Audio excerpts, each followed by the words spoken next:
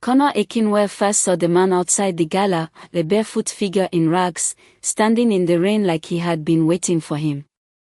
The downpour blurred the city lights, but the old man's eyes gleamed with clarity.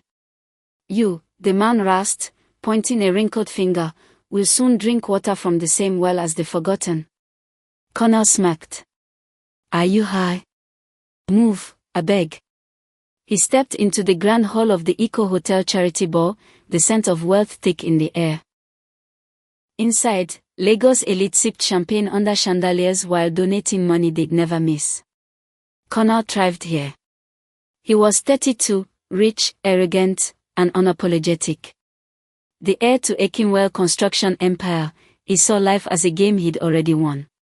The same prophet somehow slipped into the hall later, unnoticed, until he approached Kunle again, this time holding an ancient-looking pendant.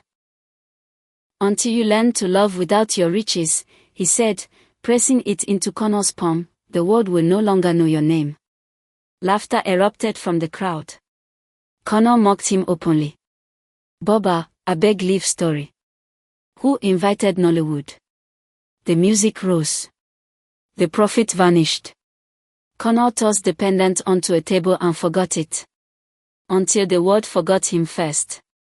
Later that night, Kunle stepped outside to find his Rolls Royce unresponsive.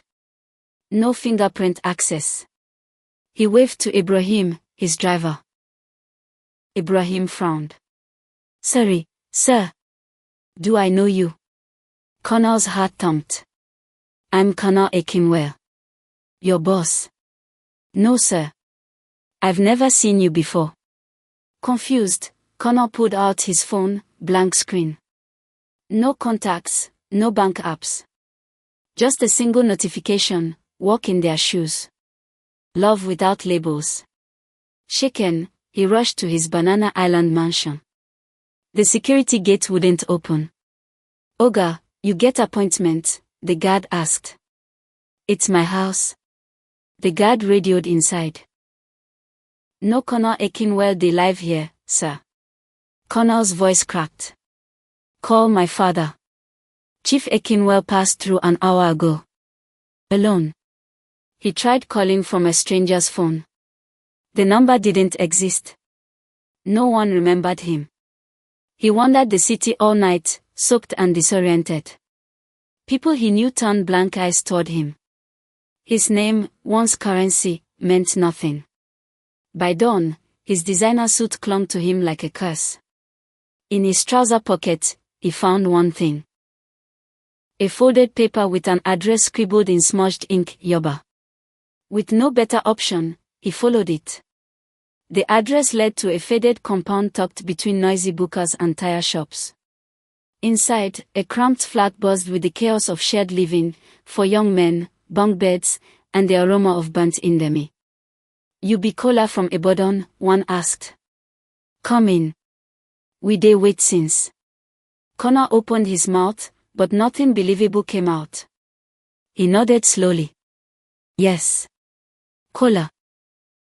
They offered him a mattress in the hallway. Someone handed him a wrapper. No light, but breeze day. That night, lying on the cold floor, Kunle realized something deeper than poverty, irrelevance. His fall wasn't just financial. It was spiritual. Then came a knock at the door. Sharp. Deliberate. A woman's voice, firm and unfamiliar. "Caller. Get up. You're late." He sat up, heart pounding. She already knew his name.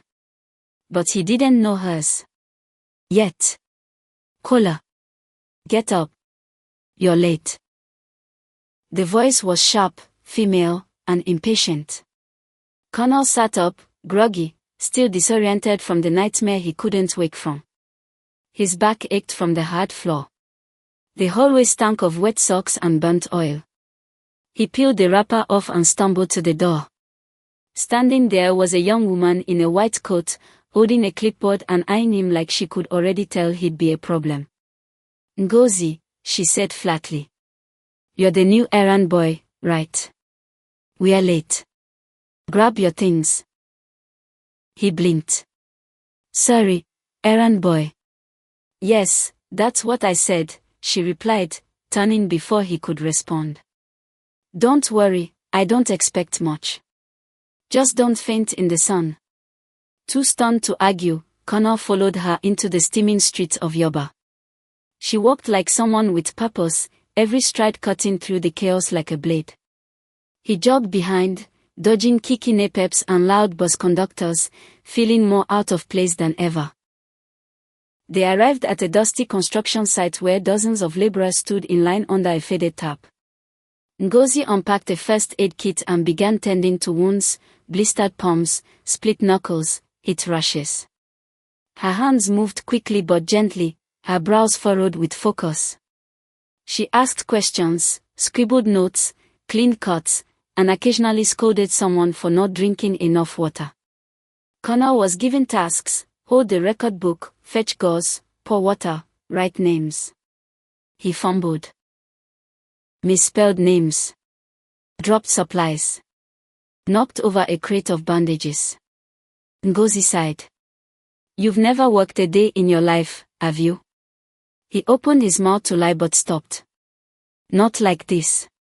She didn't smile. She didn't insult him. She just turned back to her patient and said, try again. That hit harder than any insult. The absence of cruelty felt like judgment. They worked for hours. Kunle's shirt clung to him with sweat. His legs burned. But something shifted. For the first time, he wasn't Kunle Akinwale, billionaire's son. He was just a man fetching water for people with real pain. The noise of Lagos faded beneath the rhythm of humility. Later, they sat beneath a mango tree, surrounded by rusted metal and cigarette butts. Ngozi opened a cooler box and handed him a piece of boiled yam wrapped in foil. No meat, he asked. She raised an eyebrow. You can't afford meat, remember? He half smiled. She didn't. Why do you do this? He asked quietly.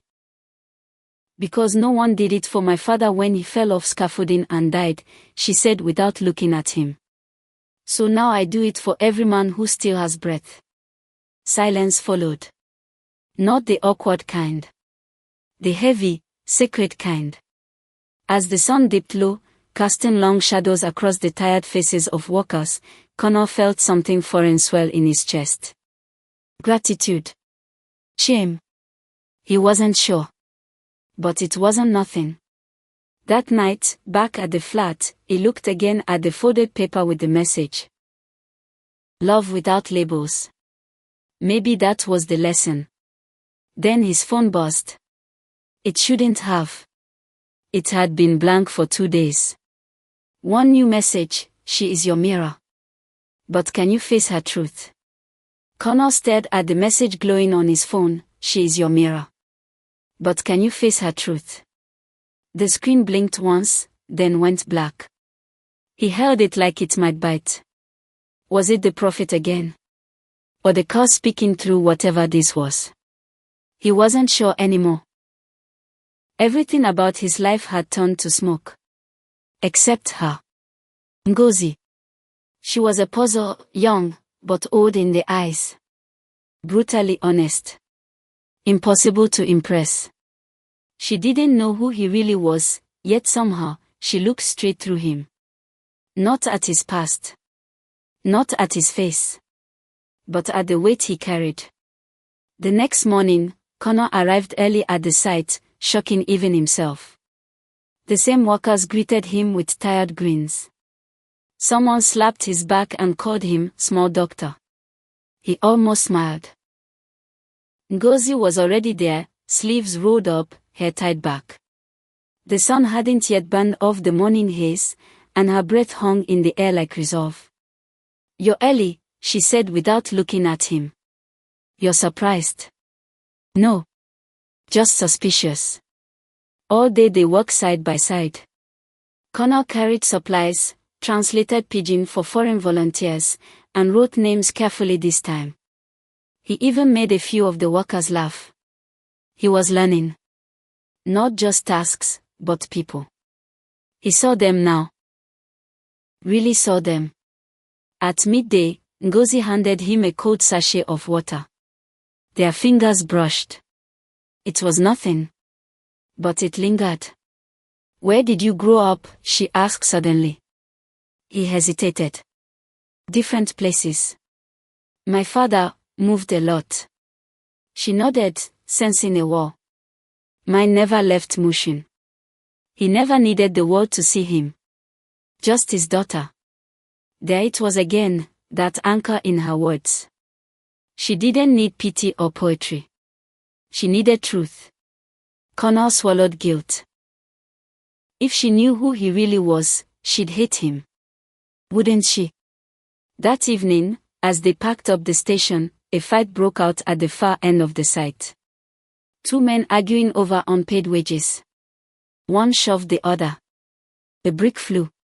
Screams erupted. Ngozi dashed toward the noise. "Wait, Ngozi!" Kunle shouted, chasing her. They reached the scene just as a worker collapsed, bleeding from his temple. Ngozi dropped beside him, hand steady but her voice shaking. "Kunle, cloth, pressure, now." He obeyed, pressing gauze to the wound while she assessed the damage. The injured man groaned, eyes rolling. Blood soaked Kunle's fingers. "Call for help," she ordered. "No phone signal," he said, panic rising. "Then run. Find someone who can call an ambulance." He sprinted like the pavement was fire. By the time he returned, the man had been moved to a makeshift stretcher. Ngozi was sitting beside him, blood on her coat, tears in her eyes. "You did good," she said softly. Kunle knelt beside her. "So did you." She met his gaze for the first time all day. "This job isn't about glory, Kunle. It's about being the last line between life and death. You in or out?" He didn't hesitate. "In." And he meant it. That night, back at the flat, his phone buzzed again. A photo. Old. Blurry. A newspaper clipping. Kunle Akinwale, standing beside his father, smiling in a suit. Under it, the message, "Truth always finds its way. Will you tell her before I do?" Kunle couldn't sleep. The image on his phone glared back at him, his old self, in a crisp navy suit, standing tall beside his father in front of a construction site. The headline beneath read, "Akinwale Jr. to inherit multi-billionaire empire."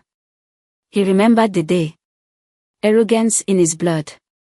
A smirk that could shatter glass. He had believed then that the world existed to orbit him. Now, he lay on a floor mat, arms tucked under a pillow that smelled faintly of kerosene, and wondered how he had ever been that man. The message burned beneath the photo, "Will you tell her before I do?" He knew who it meant. Ngozi. The girl with fire in her eyes and blood on her coat. The girl who'd made him feel human again. But how do you confess to lying when the truth might destroy the only real thing you've ever felt? The next morning, Kunle walked into the health site early. Ngozi was already organizing supplies, hair tied in a messy bun, eyes still heavy with worry. "How's the man from yesterday?" he asked. "Stable. They moved him to General Hospital last night." "You ran fast." He shrugged. "You saved his life. You helped." She paused. "You didn't have to." "I wanted to." That made her stop. She looked at him then, really looked. "You're changing, Kunle. But something about you doesn't add up." His heart stopped. "What do you mean?" "You speak like someone who's been rich. But you move like someone trying to forget it." Kunle opened his mouth, but no words came. She didn't push. She just turned away. "The outreach team from the mainland is coming today.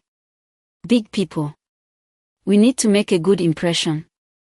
By midday, the site buzzed with visitors, NGO officials, local media, and a few sponsors in stashed abbadas.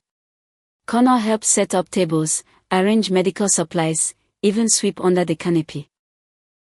He avoided cameras, ducked glances, kept his cap low. Ngozi worked with her usual precision, but something in her felt colder today. She smiled, but it didn't reach her eyes. After the event, Connor found her sitting on a concrete ledge, scribbling notes. "You're quiet," he said. She didn't look up. "Someone showed me a photo today. Of you." His breath caught. She turned the phone screen toward him. There he was, grinning in wealth beside his father. "I didn't recognize you at first," she said. "But then I looked again. And I knew." "Ngozi," he began. "You lied to me," she said, voice calm but trembling. "Every day. Every hour. While I told you the ugliest truth of my life. I didn't mean to use you, but you did." She stood.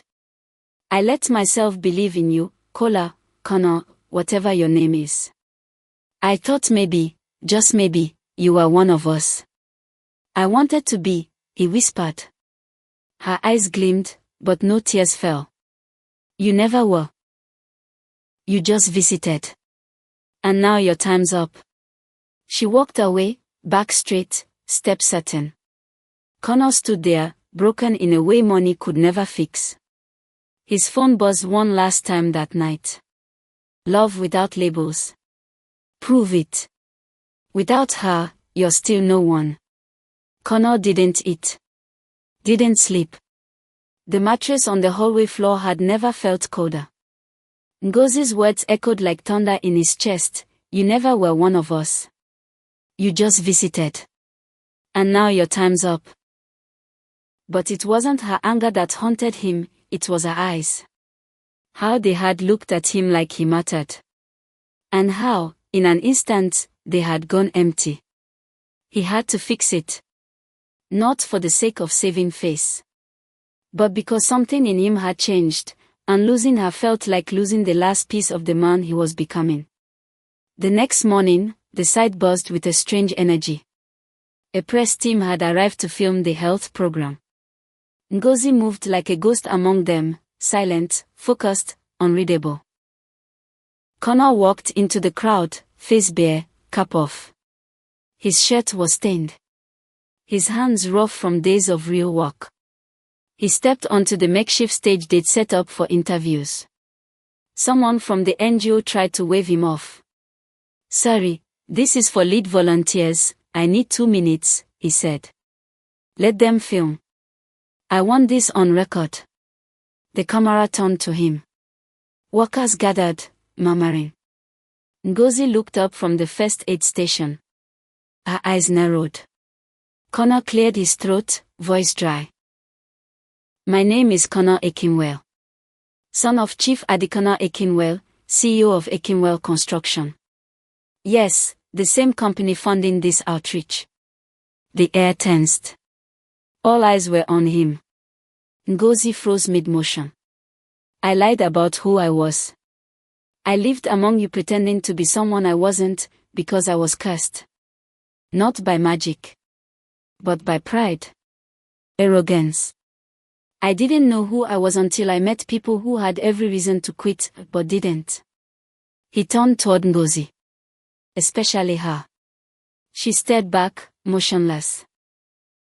"You showed me purpose. Discipline. Truth. You didn't care about where I came from, you cared about who I showed up as. And I failed you.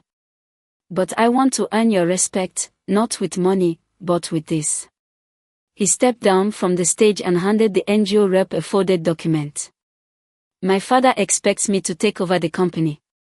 Today, I'm asking him to hand it over temporarily to this health initiative, funded, staffed, and led by the people who know what pain really looks like. Starting with Dr. Ngozi Okafor." Gasps filled the air. "Do what you want with my name," he said. "But don't forget hers."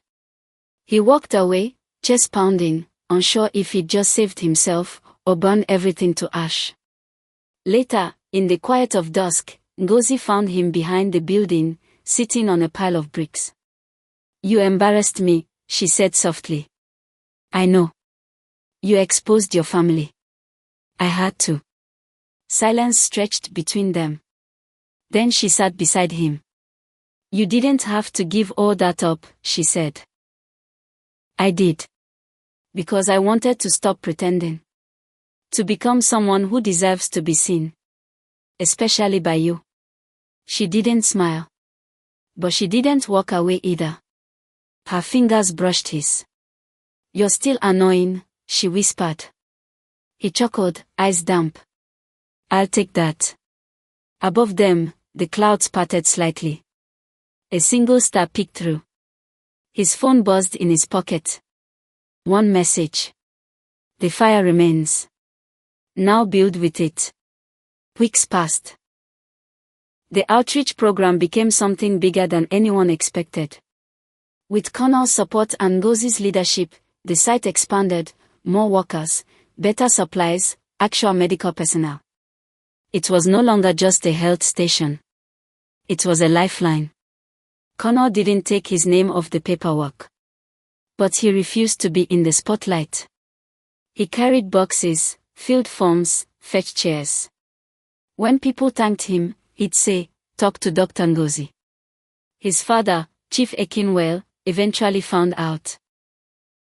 Not through headlines, but through whispers. When he came to visit the site one afternoon, wearing his signature agbada and a face carved in stone, every worker fell silent. Ngozi stood tall beside Kunle, ready to defend the initiative. But the chief simply looked at his son. You finally built something without marble or steel, he said.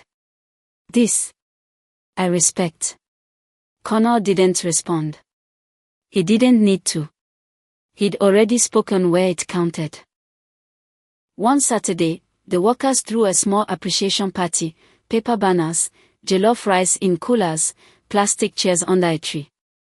The sun was kind that day. The breeze didn't argue. Someone brought a Bluetooth speaker. Music spilled into the air. Laughter followed.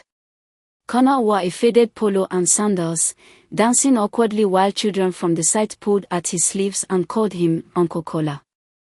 Ngozi sat nearby, watching with that quiet gaze of hers. When he sat beside her, breathless, she handed him a cold bottle of malt. You've improved, she said. My dancing. No. Your heart. He looked at her. Can I ask you something? Try. If I had told you the truth from the start, would you have loved me? She turned to face him fully, the sun casting a gold line across her cheek. I don't love the man you were, she said. I love the man who chose to change. He swallowed the lump in his throat. Then can I keep choosing you? She didn't speak. She just reached for his hand and held it. No fanfare. No applause. Just peace. That night, Kunle returned to the shared flat. It felt different now, less like punishment, more like memory. He sat on the same hallway mat he'd first slept on, staring at the wall. His phone buzzed. He didn't rush to check it. But when he did, the screen lit up with one final message: you were never cursed. Just hidden from yourself. Beneath the words, the screen changed. His accounts were back. His name, restored. Everything, bank, ID, even his father's estate, was waiting. But he didn't smile. Instead, he typed a reply. I don't want it all back. Just what I've earned. He powered the phone off, placed it aside, and lay down with a deep exhale. Outside, Lagos moved like always, chaotic, alive, indifferent. But inside that flat, on that floor, under a patched ceiling and flickering bulb, Kunle Akinwale finally became a man who no longer needed the world to remember him, because the one heart that mattered already did. Thank you for watching. If you enjoyed this story and want more emotional, inspiring tales, make sure to subscribe to the channel. Don't forget to like, share, and turn on the notification bell so you never miss a new story. Your support helps us bring even more voices and stories to life. See you in the next video.